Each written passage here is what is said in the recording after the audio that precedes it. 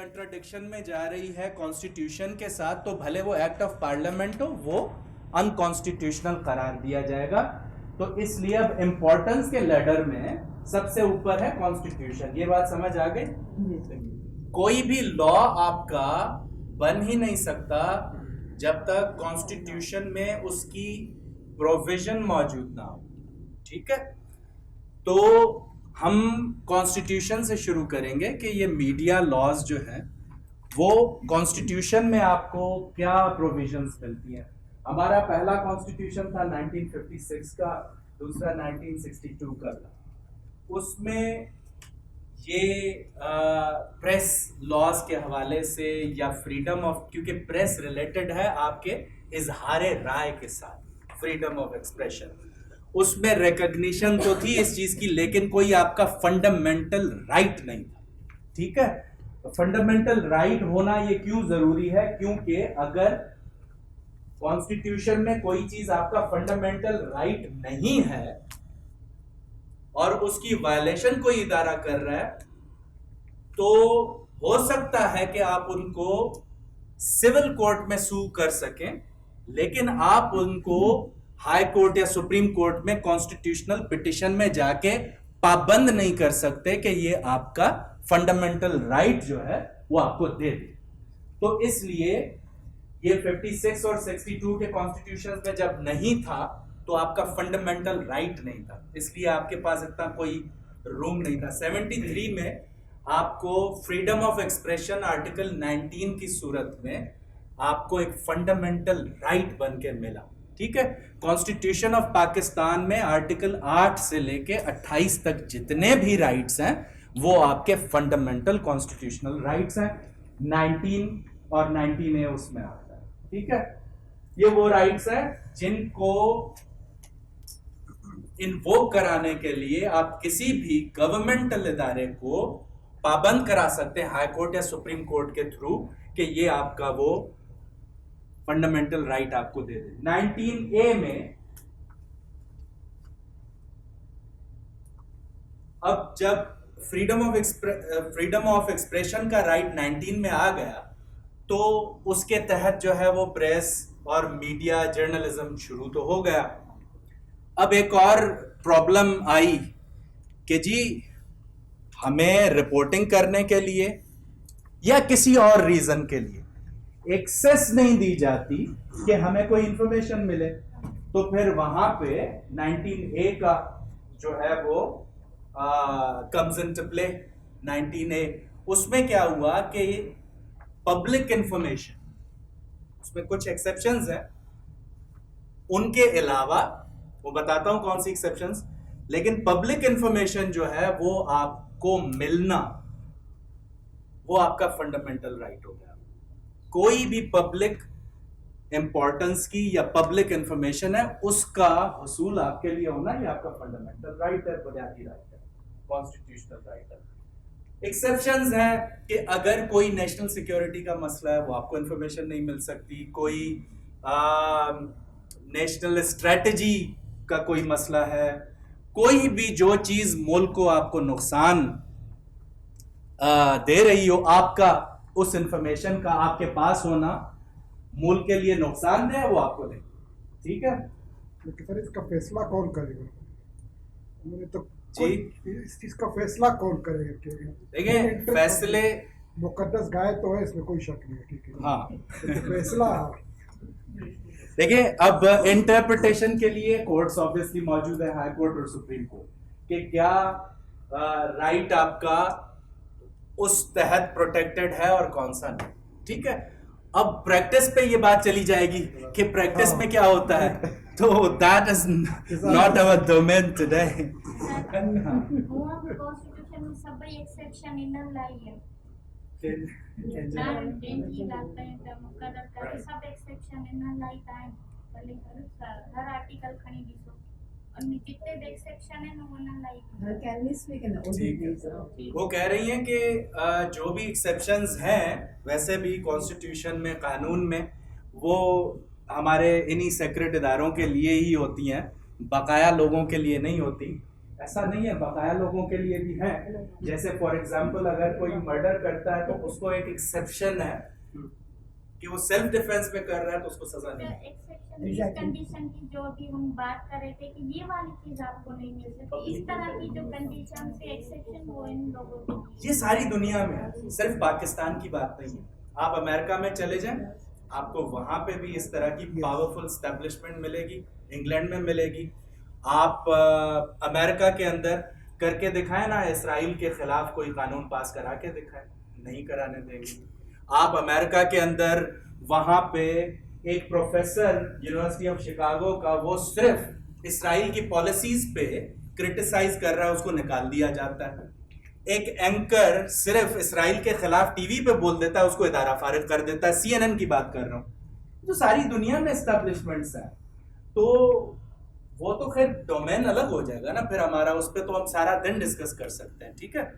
ये 19A जो है उसकी इंक्लूजन हमारी 18th अमेंडमेंट जो इनटू द कॉन्स्टिट्यूशन आई थी 2010 में। 18th अमेंडमेंट, क्योंकि यहाँ पे मेजॉरिटी सिंधी है, मैं उनको एक चीज समझा दूं, और बलोच जो हमारे भाई हैं उनको, कि 18th अमेंडमेंट में वो सारे राइट्स आपको मिल चुके हैं, वो सारे राइट्स मिल चुके हैं, सारे नहीं 90%, 85% राइट्स आपको मिल चुके हैं सूबों को, जो 1940 में करारदादे पाकिस्तान में आप मांग रहे थे, ठीक है, जो रेजोल्यूशन में आप मांग रहे हैं। और मोस्टली हमारी नेशनलिस्ट पार्टीज जो हैं वो अभी तक 1940 के रेजोल्यूशन को रोती हैं। अगर 18वीं तरमीम को पढ़ें तो वो सारे के सारे 85 to 90% राइट्स आपको मिल चुके हैं। और मुझे हैरत इस बात की है कि आज तक आपको पता नहीं कि उन राइट्स को अब 85 to 90% राइट्स जो मिल चुके हैं प्रोविंसेस को, उनको अब कौन सप्रेस कर रहा है? आपकी प्रोविंशियल गवर्नमेंट्स कर रहे हैं, ठीक है। और मैं एक जुमला बोलता हूं कि अगर पाकिस्तान को कोई चीज आज बचा के बैठी हुई है, टूटने से रोक के बैठी हुई है, तो 18वीं तरमीम। जी सर, 18वीं तरमीम में बिल्कुल आपकी बात सही है। जो हकूक का जगह में लड़ रहे थे, हमें 18वीं तरमीम में मिल गई है, ठीक है, वो कह भी रहे हैं, लेकिन एसेट उन्होंने अपने पास रख दिए, लायबिलिटीज हमें दे दी। नहीं, ऐसा नहीं है। नहीं, ऐसी है सर। कैसे? जो 3 इदारे हैं ना, जैसे हेल्थ, एजुकेशन और वो कहते दूसरा SRB का क्या करेगा? सिंध रेवेन्यू बोर्ड का, ठीक है ना, उन लोग के जो बिल्डिंग्स थे उसने कहा ये जी हमारे हैं। नहीं, सिंध रेवेन्यू बोर्ड का क्या हुआ? मुलाजमीन आप रख ले, ठीक है। आपको 500 से 700 अरब रुपए फेडरल पूल में से NFC के तहत मिलते थे पहले। सर, हमारा वज़ीर आला अभी भी उधरी बैठ कर हो रहा है कि हमारे जो 10% नहीं दे रहे। हाँ, आप सुन तो लेना मेरी बात। FBR के पास टैक्स था पहले, sales tax on goods and services, दोनों था। 2010 में अमेंडमेंट के बाद आपके पास आ गया सर्विसेज प्रोविंसेस के पास आ गया, और गुड्स का टैक्स कलेक्शन आपके पास आ गया फेडरल गवर्नमेंट के पास। उसके बाद मैं आपको सिर्फ सिंध की मिसाल देता हूं। 2009 में जो सिंध का फेडरल पूल से हिस्सा बनता था, तकरीबन 495-500 अरब रुपए तक का बन रहा था। 2011 में SRB बनने के बाद पहला जो उनका टारगेट था 1100 अरब था, पूरा उन्होंने मीट कर लिया था। आगे चलते हैं, इसमें बड़ी डिस्कशन है। तो पैसे आपको 90 अरब रुपए की करप्शन की जो एग्जांपल्स हाईकोर्ट में पहले कभी नहीं मिलती थी SRB के आने से पहले, 18th अमेंडमेंट के आने से पहले लोगों के पास पैसा नहीं था। अब यहां हमारे पास पंक्चर लगाने वाले प्राडोज पे घूम रहे हैं, ठीक है। आगे चलते हैं।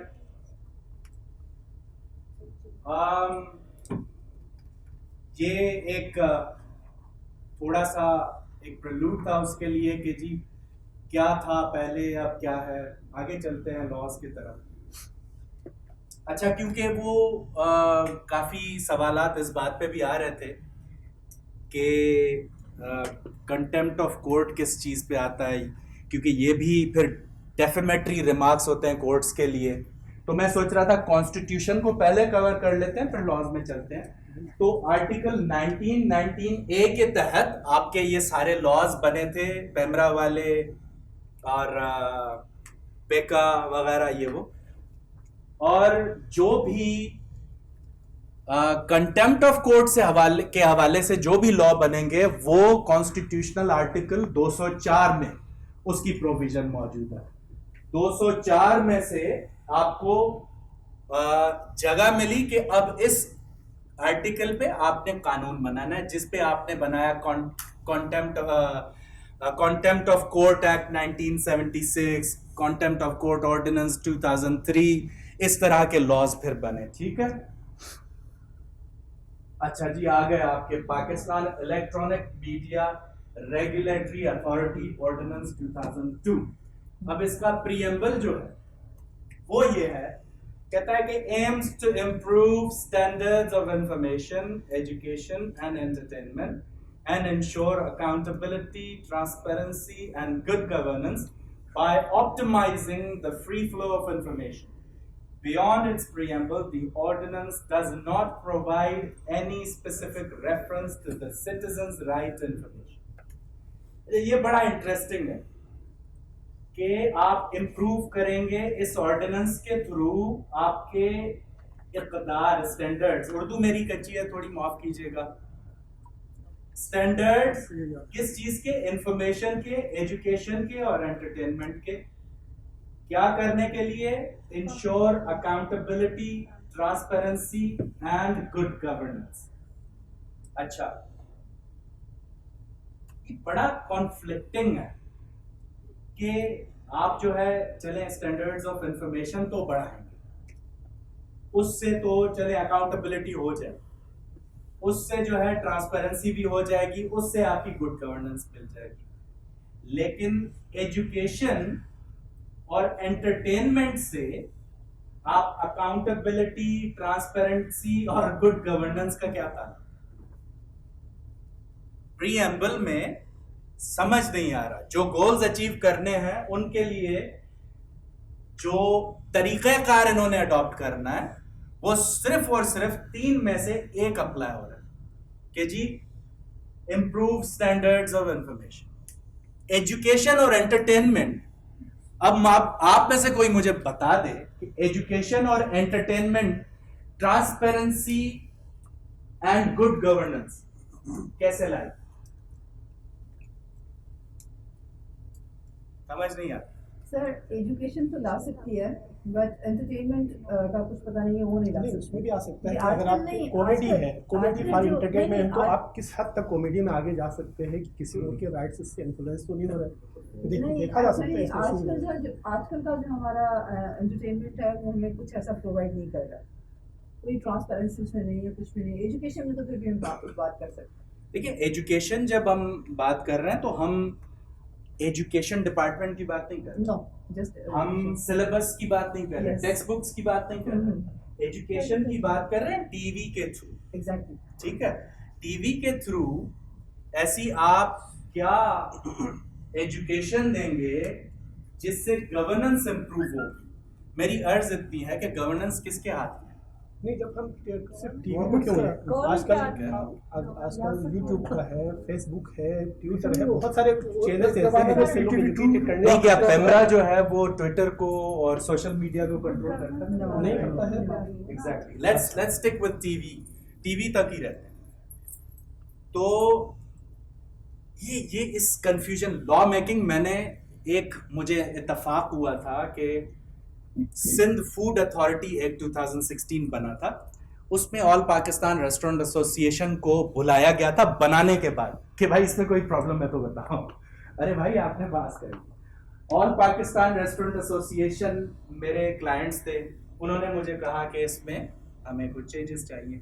68 सेक्शंस थे, 3 लाइनों का एक सेक्शन, 4 लाइनों का एक सेक्शन। मैंने कोई 44-45 उसमें चेंज कर दिए और कोई 7-8 लाइनों का एक सेक्शन हो गया था।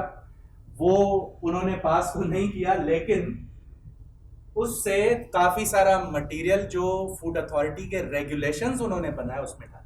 ठीक है, मेरे कहने का मकसद ये है कि जब ये लॉ मेकिंग करने बैठते हैं ना, इनको समझ नहीं आती कि हमारा मकसद क्या है, कॉपी पेस्ट हो रहा होता है। इसलिए ये मैं कह रहा हूं कि आपकी एजुकेशन जो है उसके स्टैंडर्ड बढ़ाने से, एंटरटेनमेंट के स्टैंडर्ड्स बढ़ाने से गवर्नेंस कैसे होगी। एक मिसाल ये हो सकता है कि आपने एक ऐसा ड्रामा बना दिया जिसमें नायक फिल्म की तरह आपने एक अनिल कपूर दिखा दिया सीएम, उसने सीएम शिप जो है करके दिखाई, गुड गवर्नेंस, और उससे इंप्रेस हुआ मुराद अली शाह और उसने जो है आपके स्टैंडर्ड्स बढ़ा दिए। यही हो सकता है, और क्या हो सकता है? या जो आईएएस पे ड्रामे करते हैं वो इसी तरह। लेकिन पॉइंट ये है, मेरा कहने का मकसद ये है, मेरा कहने का मकसद ये है कि ये जो लॉज जितने भी हैं, क्योंकि मैं इनको रेगुलरली प्रैक्टिस करता हूं, तो इन पे क्रिटिसाइज करना भी एक कंस्ट्रक्टिव क्रिटिसिज्म, कोई ये वो नहीं है कि भाई criticism for the sake of it. लेकिन यहाँ पे जब प्रीएम्बल में क्लियर नहीं है ना कि उनको करना क्या है, सर तो फिर जो एजुकेशन के चैनल्स हैं, हाँ। हमारे पास तो है एजुकेशन के चैनल, देखिए उसको फिर आप किस पैरामीटर में नापते हैं? उससे गवर्नेंस कैसे इंप्रूव हो रही है? एजुकेशन तो चैनल है आपके पास, सर तो गुड गवर्नेंस कैसे हो? आपने कंफ्यूजिस्तान में लाके खड़ा कर दिया है, अब इसका हल बता। इसका हल यही है कि ये लोग जब लॉ बनाते हैं, मैं बताना ये चाह रहा हूँ, जब ये लॉ बनाते हैं तो उनको पता नहीं होता। अब जरा फंक्शंस देखते हैं, प्रीएम्बल समझ आ गया ना? अब इस पे डिस्कस करने का मकसद ये था प्रीएम्बल पे, कि जो प्रीएम्बल है ना, जैसे कॉन्स्टिट्यूशन आर्टिकल 1990 इसके दायरे में ही आपने लॉ बनाया, इससे बाहर नहीं निकल सकते। इसी तरह प्रीएम्बल क्या है? उस ऑर्डिनेंस, उस एक्ट का दायरा, ठीक है? अब इस दायरे से आप नहीं निकल सकते। जब फंक्शंस देखेंगे आप तो काफी निकले निकले से आपको लगेंगे, ठीक है? उस दायरे में नजर ही नहीं आते। अच्छा, दी अथॉरिटी, पेमरा अथॉरिटी उनकी है जो उन्होंने एस्टैब्लिश की है, shall be responsible for regulating the establishment and operation of all broadcast media and distribution services in Pakistan established for the purpose of international, national, provincial, district, local or special target audiences। ये self explanatory है, explain करना जरूरी है? अगर है तो मैं करूं, वरना आगे चलते हैं। दूसरा, authority shall regulate the distribution of foreign and local TV and radio channels in Pakistan। Authority may by notification in the official gazette make regulations and also issue determinations for carrying out the purposes of this ordinance। ये एक basics है कि जी ये कर सकता है, ये कर सकता है, और एक रूल्स बना सकते हैं। हमेशा एक्ट ऑफ पार्लियामेंट आता है कोई, उससे ये ऑर्डिनेंस है। थोड़ा मैं ऑर्डिनेंस और एक्ट के बारे में आपको फर्क समझा देता हूँ। एक्ट जो होता है वो 51% मेजॉरिटी से पार्लियामेंट उसको पास करता है, ठीक है? और वो जब तक चेंज ना हो पार्लियामेंट से ही, या कोर्ट से स्ट्राइक डाउन ना हो, तब तक वो आपका लॉ है। ऑर्डिनेंस क्या है कि जब आपके पास अर्जेंसी होती है किसी चीज की, और पार्लियामेंट्री सेशन इतनी अर्जेंसी में कॉल नहीं किया जाता, या किसी और वजह से आप चाहते हैं कि भाई जल्दी से कोई लॉ इन प्लेस आ जाए, तो प्रेसिडेंट आपको ऑर्डिनेंस देता है। वो ऑर्डिनेंस 90 दिनों के लिए होता है। प्रेसिडेंट गवर्नर दोनों, जी सर। सुबह में गवर्नर, गवर्नर्स हैं, उनके 18th अमेंडमेंट के बाद पावर्स खत्म हो चुके हैं, उनके पास अब कोई एक दो, जी सर, लॉ एक्ट कर। देखिए वो जो ऑर्डिनेंस है ना, नहीं सुने, उसके 18th अमेंडमेंट के बाद ये सारी चीजें चेंज हो गई है। अब जो ऑर्डिनेंस बना, उसके जहां तक फेडरल जो डोमेन है उस ऑर्डिनेंस का, प्रोविंसेस में जहां तक उसका इतलाक होता है, वो गवर्नर सीएम को बोल के उनका इतलाक तो करा सकता है। पार्लियामेंट भी कर सकती है, प्रेसिडेंट भी कर सकता है, लेकिन चले उनका रिप्रेजेंटेटिव यहाँ पे गवर्नर है तो वो कर देता है। लेकिन इसके अलावा यहाँ पे ऑर्डिनेंस प्रोविंसेस पे नहीं बन सकता। अब आपने देखा होगा कि एक पिटिशन डली थी लाहौर हाई कोर्ट में, एक ड्रामा चल रहा था जिसका फाइनल एपिसोड मेरे पास तुम हो। हाँ, मेरे पास तुम हो। मेरे पास तुम हो। उसमें कोई सोशल लेवल का कोई मसला आ गया था कि शायद आई थिंक कोई डायलॉग था ऐसा। हाँ, औरतों को या तो डिग्रेड किया गया था या मर्दों को, मुझे याद नहीं है। वो ड्रामा यही था मेरे पास। नहीं सर, वो नहीं था, उसके एंडिंग पर था, एंडिंग पे था, आखिरी एपिसोड पे, लास्ट एपिसोड का एंडिंग पे था कि हमारे माशरे में 2% की, हाँ शायद। अब मसला ये है कि जब आप वहां पे क्या कह रहे हैं, free flow of information to ensure आपके जो है वो गुड गवर्नेंस एजुकेशन और वो एजुकेशन के थ्रू आप करें। एक डिपिक्शन हो रही है। हमारा मसला एक ये भी है बड़े मसलों में से कि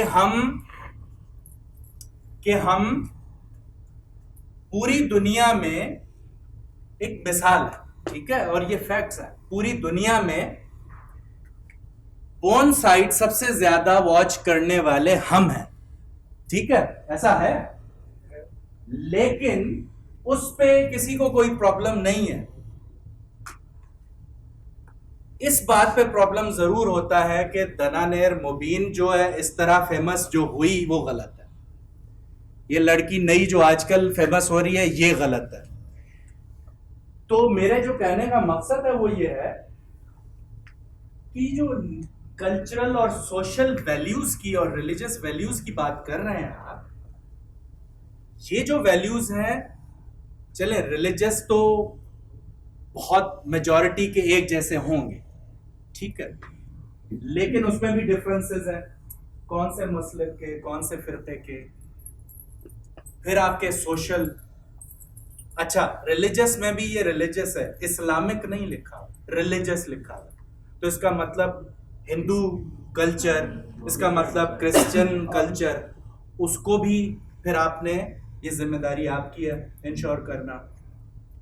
सोशल और कल्चरल ये तो हर किसी के मुख्तलिफ हैं यार, मैं अग्री नहीं करता, लेकिन किसी का कल्चर ये है कि अगर उनकी औरत किसी से बात भी करे तो मार दो कारोकारी। इस चीज को आप कैसे इंश्योर करेंगे? तो इस तरह की चीजें लॉ में डालना आपको कंफ्यूजन देना है, और कंफ्यूजन देना भी तब होता जब इनका इंटेंशन होता कि जी हम लोगों को कंफ्यूज करते हैं। मैं फिर उस बात पे वापस आता हूं कि ये लोग कॉपी पेस्ट कर रहे होते हैं लॉ बनाते, को पता ही नहीं कि लॉ क्या करना है। दो चार चीजें इनको पता है कि यार डंडा देना है, लॉ बनता है, ये करना है। उसमें जब एफआईआर दर्ज करते तो दीगर कर देते हैं ना, हाँ, जिसका नाम डालना हो, अननोन, जिसका नाम डालना हो डाल दे, ठीक है। Comply with rules made under this ordinance, ठीक है। Not broadcast or distribute any program or advertisement in violation of copyright or other property right, ठीक है। Obtain NOC from authority before import of any transmitting, distribution, teleporting operation. Not sell, transfer or assign any. Section 26, ये जो है important है आपके लिए as individuals, ठीक है, कि जी अगर कोई इदारा, हम तो हर काम में जो है वो हम वकला हजरात सबसे पहले हाईकोर्ट खड़े हुए होते हैं कि जी कोई मसला हो गया हम पिटीशन में चले।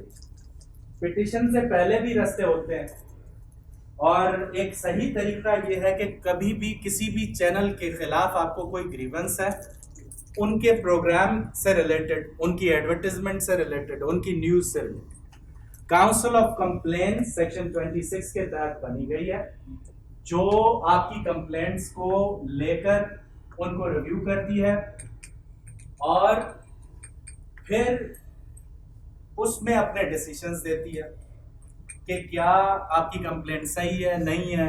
उसके फिर आपको जो है, अगर कंप्लेंट आपकी सक्सेसफुल जाती है तो आगे जाके उसकी पेनल्टीज भी हैं कि क्या इदारे के खिलाफ हो सकता है। लेकिन पैटर्न आगे मैं आऊंगा, उस पे पैटर्न है कि किस पैटर्न के थ्रू आप कंप्लेन कर सकें काउंसिल ऑफ कंप्लेंट्स।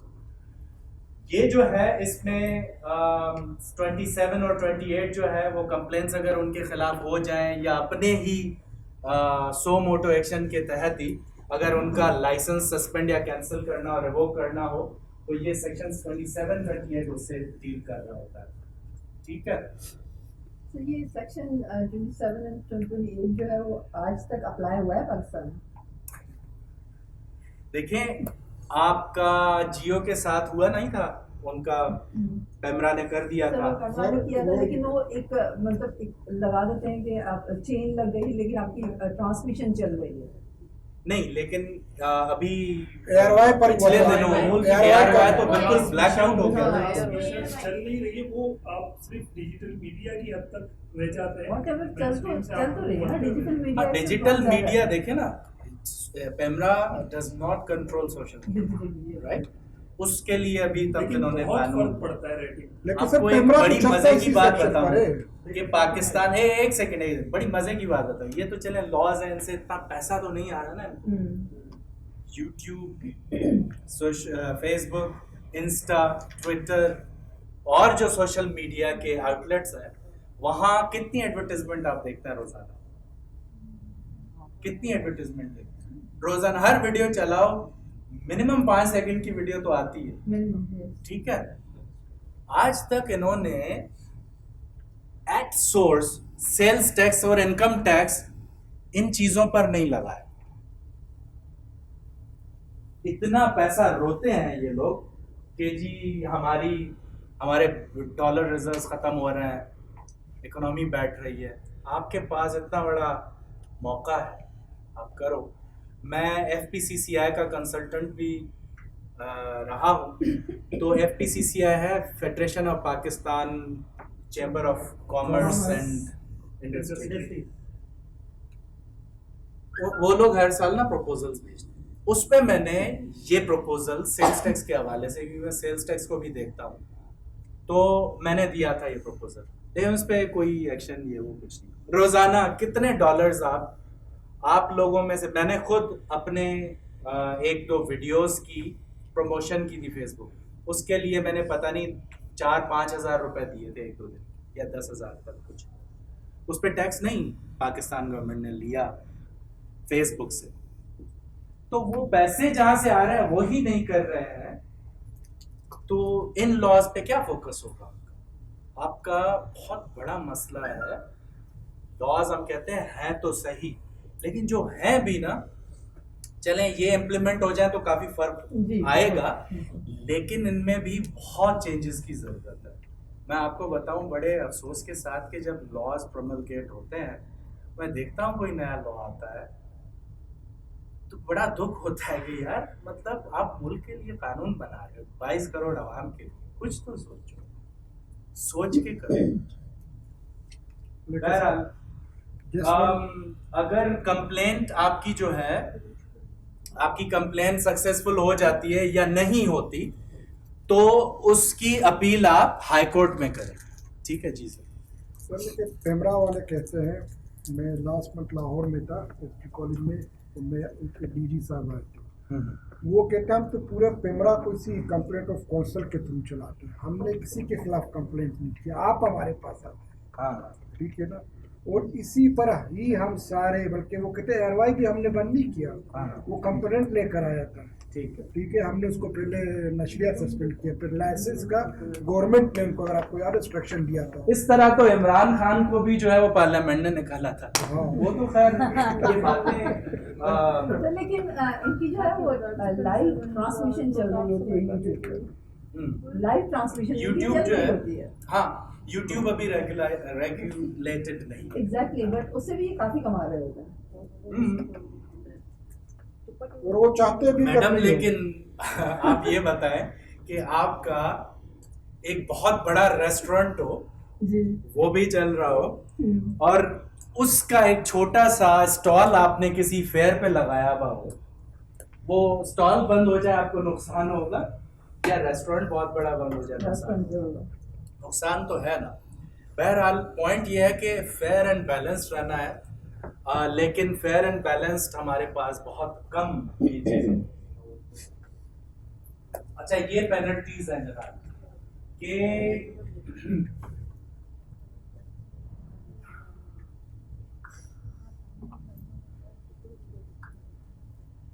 पहले तो 10 मिलियन रुपीस का फाइन, मतलब 1 करोड़ रुपए का।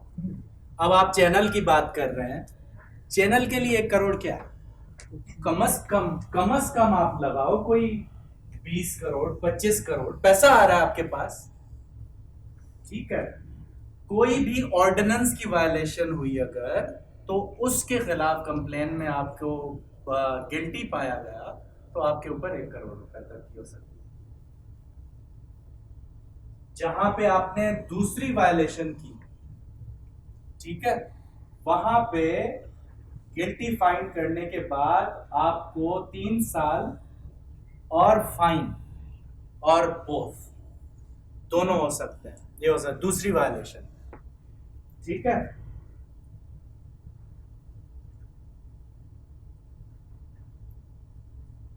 ये सब 3 जो है वो उसके बारे में है जो लाइसेंसी नहीं है, does not hold the licence. तो इसमें फिर ये हो सकता है कि फॉर एग्जांपल जैसे हामिद मीर साहब के साथ हुआ था, उनको पहले बैन कर दिया, फिर इदारे ने खैर उनको निकाल दिया था। अब अगर हामिद मीर अपनी पर्सनल कैपेसिटी में कुछ कर रहा है 2-3 दफ़ा, तो उसके लिए पेनल्टी जो है वो 4 साल और फाइन या दोनों हो सकते हैं, उसके साथ ये डील करता है। या कोई भी ऐसा इदारा जो लाइसेंसी नहीं है। सर इसमें ये वाला इसका जिक्र नहीं हुआ, लास्ट हमारे साथ एक सीन हुआ था, हमारे प्रोग्राम की शोकॉज नोटिस आया पैमरा की तरफ से जी, जो पैमरा ने शोकॉज नोटिस जारी किया, पूरी PDF फाइल पैमरा की तरफ से आई, जिसमें मैं बात कर रहा हूँ हमारा प्रोग्राम मेरे सामने उसको आया था। तो उसमें जो उन्होंने वजाहत दी वो ये कि ये आपका प्रोग्राम है, इतने यानी आप समझे कि फारिग बैठे हुए थे लोग कि पहला दूसरा तीसरा सारे सवालात उन्होंने लिए, उसको उर्दू में टाइप किए बाकायदा सुन के। उसके बाद फिर उन्होंने मेंशन किया कि यहाँ पर आकर इतने सेकंड पर आपके गेस्ट हैं, फवाद चौधरी साहब इंफॉर्मेशन मिनिस्टर थे, तो वो गेस्ट ने कहीं उनको डब्बू बोल दिया, तो वो उस पर उन्होंने शोकॉज नोटिस दे दिया। तो ये यहाँ कहाँ है कि इंफॉर्मेशन मिनिस्टर को या इस तरह की उम्मीद की शख्सियात को आप डब्बू बोलते हैं, उस पर भी आते हैं जी। एक इनका है कोड ऑफ कंडक्ट। वो बेचारे का नाम ही बाद में डब्बू पड़ गया। हाँ करें। अच्छा, हाँ हाँ कहाँ करें कोड ऑफ कंडक्ट? तो ये इन्होंने शेड्यूल एक नई अमेंडमेंट 2007 में लाए थे पेमरा ऑर्डिनेंस में, उसमें कोड ऑफ कंडक्ट हो गया। उसमें है कि no programme shall be air which, ये स्लाइड्स में नहीं, ठीक है। जो इसका मैं आपको दे देता हूँ, इसमें आपका कोड ऑफ कंडक्ट सारा मौजूद है, उसकी कोई भी वायलेशन हुई तो आपको आ जाए, ठीक है। ये मैं आपको पूरा इसका चिट्ठा वो खोल के दे देता हूँ उसमें जाने की, क्योंकि 5 मिनट बच गए तो आगे भी चलते हैं। अब ये प्रेस काउंसिल ऑर्डिनेंस 2002, ये भी कुछ अपना इसी तरह के पेमरा वाले ही काम करती है। जैसे reference to public awareness, free flow of information के फ्रीडम ऑफ एक्सप्रेशन जो है वो वही जो उसकी एक्सेप्शन है कि जी non infringement of national interest, कोई नेशनल इंटरेस्ट हो तो वो। आगे चलते हैं कि इनके फाइनेंशियल रिसोर्सेज, इसमें बड़ी मुझे एक प्रॉब्लम थी कि इसमें डोनर्स जो हैं वो फॉरेन से भी हो सकते हैं, तो ये बड़ा एक इसको रेगुलराइज करना चाहिए सही तरीके से, फॉरेन में से कौन हो सकता है, ठीक है। कंपोजिशन, ये भी काउंसिल ऑफ कंप्लेन, इनके तहत भी उनकी कंपोजिशन कैसी होगी। और इनका फंक्शन जो ये है वो ये है कि to keep under review any development likely to restrict the dissemination of news of public interest and importance and act also as a shield to freedom of press in the country। ये समझ लें कि पेमरा का थोड़ा बहुत rival इदारा आप इसको कह सकते हैं, जो ये बोलेंगे जी ये आपने जो किया ये गलत है, इससे हमारी फ्रीडम ऑफ एक्सप्रेशन वायलेट हो रही है। इनका इतना ज़्यादा मुझे एक्शन नज़र नहीं आया। फिर ये लोग अपने उस पर इंक्वायरी कमीशन भी बना सकते हैं कंप्लेंट के बाद। ये स्लाइड्स आपको मिलेंगी, मैं आखिर में वो पेका की तरफ चलता हूँ जल्दी से, वो बड़ा इम्पोर्टेंट है। अच्छा, ये प्रोसीजर था फाइलिंग ऑफ कंप्लेंट के क्या क्या होना चाहिए, ये आप ले लीजिएगा। और ये पावर्स के वो क्या क्या कर सकते हैं, बंदे को बुला सकते हैं, मेंश्योर प्रेजेंस उनकी करा सकते हैं, और वहाँ के उनको जो है वो अपना एविडेंस जिस तरह कोर्ट लेता है उस तरह एविडेंस ले सकते हैं। और उसके बाद एक्शन क्या उठा सकते हैं अगर कोई कंप्लेन सही हो जाती है। ये है जी press, newspaper, news agencies and books registration ordinance 2002। ये वो सारे रूल्स तकरीबन एक ही जैसे हैं, लेकिन ये है न्यूज़पेपर के लिए, प्रेस के लिए, न्यूज एजेंसीज के लिए, बुक्स रजिस्ट्रेशन के लिए। तकरीबन वही मवाद है जो मैंने वहां पे डिस्कस किया। अच्छा, ये डेफेमेशन बड़ा इम्पोर्टेंट है। डेफेमेशन जो है उसकी आपको जो डेफिनेशन मिलती है वो पाकिस्तान पीनल कोड में मिलती है। मेरा ख्याल है 499 सेक्शन है, वहां पे मिलती है डेफेमेशन के डेफेमेशन है क्या। ठीक है, उसमें एक अपनी अंडरस्टैंडिंग से मैं आपको बता देता हूं कि कोई ऐसी चीज जो मैलाफाइड इंटेंशन से बोली गई हो और जिसको आप साबित ना कर पाए कि ये सच है, और वो किसी की पर्सनालिटी को, किसी के कैरेक्टर को, किसी की रेपुटेशन को, वो चाहे कंपनी हो या इंडिविजुअल हो, उसको इम्पैक्ट कर रही हो, तो वो आपके खिलाफ दो किस्म की रेमेडीज उसके पास है। एक है सिविल में, एक है क्रिमिनल में। क्रिमिनल में आएगा तो आपको सेक्शन 500 पाकिस्तान पीनल कोड के तहत उसमें जो है वो इस डेफेमेशन ऑर्डिनेंस 2002 सॉरी, उसने एक अमेंडमेंट की थी। वो अमेंडमेंट सिर्फ इतनी थी, बाकी भी एक दो चीजें थी, लेकिन वो ये थी कि ये ट्रायल डायरेक्ट सेशन कोर्ट का होगा, ठीक है, और सजा इसकी 5 साल है। हालांकि इस तरह के केसेस जितने भी बाकी हैं पाकिस्तान पीनल कोड के अंदर, वो मैजिस्ट्रेट उनको डील करता है, लेकिन ये डायरेक्ट सेशंस कोर्ट जो है वो अपने जुरिस्डिक्शन में कंप्लेंट ये सुनेंगे, और इसमें फिर सिविल सूट अलग से आपके खिलाफ हो सकता है। ठीक है, तो एक क्रिमिनल और एक सिविल, दोनों रेमेडीज अवेलेबल हैं। और ये डेफेमेशन कोई किसी के खिलाफ कर सकता है, कोई भी किसी के खिलाफ कर सकता है। तो इसलिए हमें इस तरह की न्यूज से बचना चाहिए, रिपोर्टिंग से जिसमें डेफेमेटरी कोई रिमार्क्स हो। आप अपने व्यूज देखें, एक जो जर्नलिस्टिक एथिक्स जो मैं समझा हूं पूरी दुनिया में मैंने देखा, असल में ये होना चाहिए कि भाई ये स्टोरी है, एक साइड ये कहती है, दूसरी साइड ये कहती है, अब आप डिसाइड करो। ये बेसिकली रिपोर्टिंग ये होनी चाहिए, जहां पे आप अपने व्यूज देते हैं, वो व्यूज फिर आपने इंश्योर करना है कि वो व्यूज ऐसे ना हो कि आपके खिलाफ कोई कानूनी कार्रवाई हो सके। कानूनी कार्रवाई अगर आपके खिलाफ क्रिमिनल नहीं होती, क्योंकि क्रिमिनल का स्टैंडर्ड ऑफ प्रूफ थोड़ा ज्यादा होता है, उसमें जो है आपको बड़ी मुश्किल होती है प्रूफ करने में, सिविल का इतना ज्यादा नहीं होता। तो अगर आपके खिलाफ क्रिमिनल नहीं होता तो सिविल जरूर हो सकता है, इसलिए उससे बचना जरूरी है। और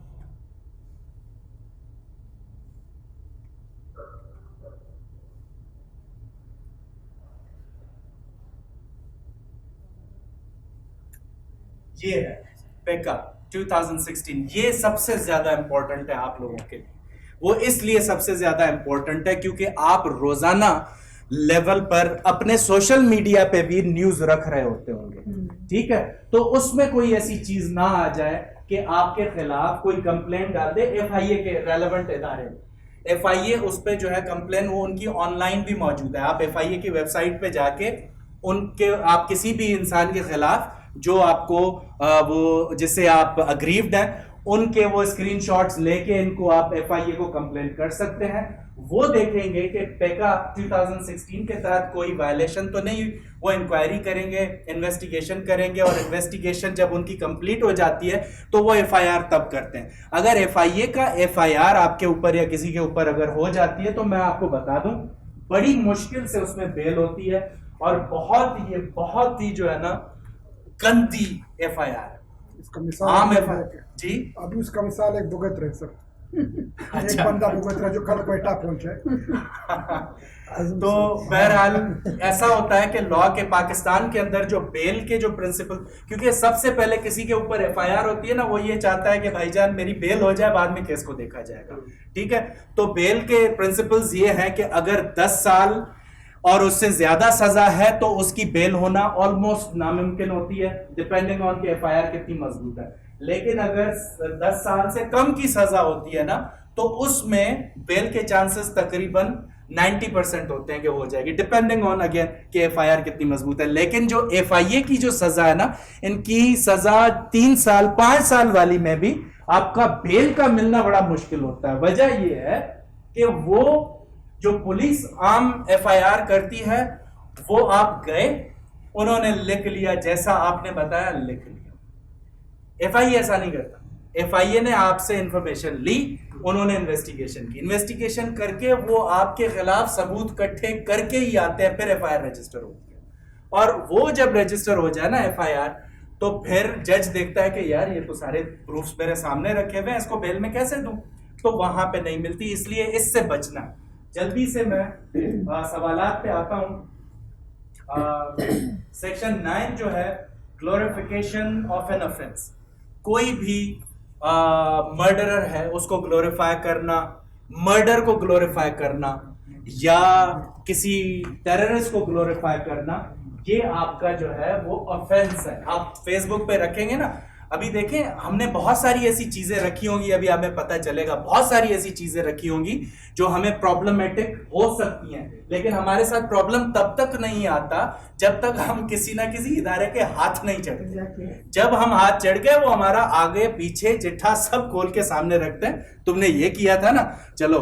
एक क्लाइंट था मेरा, उस पे कोई चार्जेस थी, तो उसके ऊपर टॉर्चर कैसे किया, उसके फेसबुक अकाउंट से उसने एक जो है ना वो गन लेके ना यूं तस्वीर खिंचवाई हुई थी। उसने कहा ये गन लाइसेंस्ड है आप अपना करो, ये एतराफ करो जुर्म के आपने किया है, वरना तुम्हारे ऊपर टेररिज्म के चार्जेस ये वो लगा देंगे, तुमने ये इलीगल हथियार अपने पास रखे थे।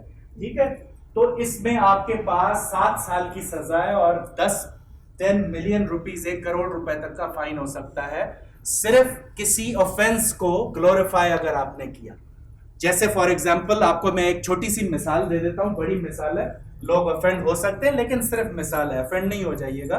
जैसे मुमताज कादरी ने सलमान तासीर को मारा था, उसको बहुत सारे लोगों ने उसको जो है उसके अपोजिंग में भी लिखा था, लेकिन बहुत सारे लोगों ने उसको फेवर में लिखा था। वो इसके जिम्मे में आ सकता है। मैं सिर्फ लॉ बता रहा हूं, ओपिनियन नहीं है, तो मुझसे लड़ने की कोई जरूरत नहीं है। मैं सर वकील से कोई नहीं लड़ सकता। इनसे लड़ सकते हैं। हेट स्पीच को समझे, इसके ट्रैक उसमें ना आप ट्रैप में बड़े आसानी से आ सकते हैं। Whoever prepares or disseminates information through any information system or device that advances or likely to advance interfaith, sectarian or racial hatred, ये बड़ा इंपॉर्टेंट बिकॉज़ स्पीच जो है वो कोई मतलब फेसबुक अकाउंट मतलब बनाती भी हूँ, वो उसको इंटरफेस बंद पर कर दिया डिपेंड जाता करता है है। ना। 4 बना चुकी हूँ, अब तक बंद हो चुके। हाँ देखिए, ये बड़ा ट्रैप है और ये बड़ा हमें सिखाने के लिए, हमारी मोरल अंडरस्टैंडिंग के लिए, हमारी मोरल डेवलपमेंट के लिए, एथिकल डेवलपमेंट के लिए ये बड़ी अच्छी चीज है। लेकिन जो सर कोई कोड ऑफ कंडक्ट क्या आपकी कम्युनिटी गाइडलाइन है, क्या नहीं है, क्या हेड स्पीच में आएगा, किसी भी चीज को उठा के हेड एग्जैक्टली जो देखिए सुने, हाँ, ये लॉ के अंदर कभी भी लॉ के अंदर आपको 100% चीजें नहीं मिलेगी। ठीक है, उसमें रूम होता है। इसको डिफाइन करेंगी कोर्ट्स कि क्या एडवांस कर रहा है या लाइकली टू एडवांस। मैं एक छोटी सी मिसाल दे देता हूं। मुझे बड़ा बुरा लगता है जब मेरे प्रॉफिट को या मेरे रिलीजन को दुनिया में या इवन कहीं पे भी उसको डिफेम किया जाता है, उसके बारे में बुरा बोला जाता है। लेकिन मुझे परसों इस बात पे भी दुख हुआ कि एक मैंने मुसलमान लड़के की फेसबुक पे वीडियो देखी जिसने हिंदुओं की गॉड्स की तस्वीरों को लात मारते हुए और फिर जो है ना आखिर में मोहम्मद पाक के साथ दिल लगा के ना वीडियो बनाई और बड़े लाइक्स थे उस पे। तो ये चीज क्या likely to advance interfaith violence ये नहीं कर सकती? हिंदू कोई उठे, भाई तुम लोग मुसलमान तो बड़े जीते बनते हो जब तुम्हारे रिलीजन की बात आती है, अब हमारे वाले पे क्या एतराज है, भाई आपको इसको क्यों नहीं मार रहे हो? बोल सकते हैं ना। तो हमें इन चीजों को देखना चाहिए, सिर्फ अपने रिलीजन को प्रोटेक्ट ना करें। कुरान के अंदर भी आयत मौजूद है कि भाईजान, आयत का रेफरेंस मैं बाद में दे सकता हूं, मफहूम ये है कि दूसरों के खुदाओं को बुरा भला ना बोलो वरना वो तुम्हारे खुदा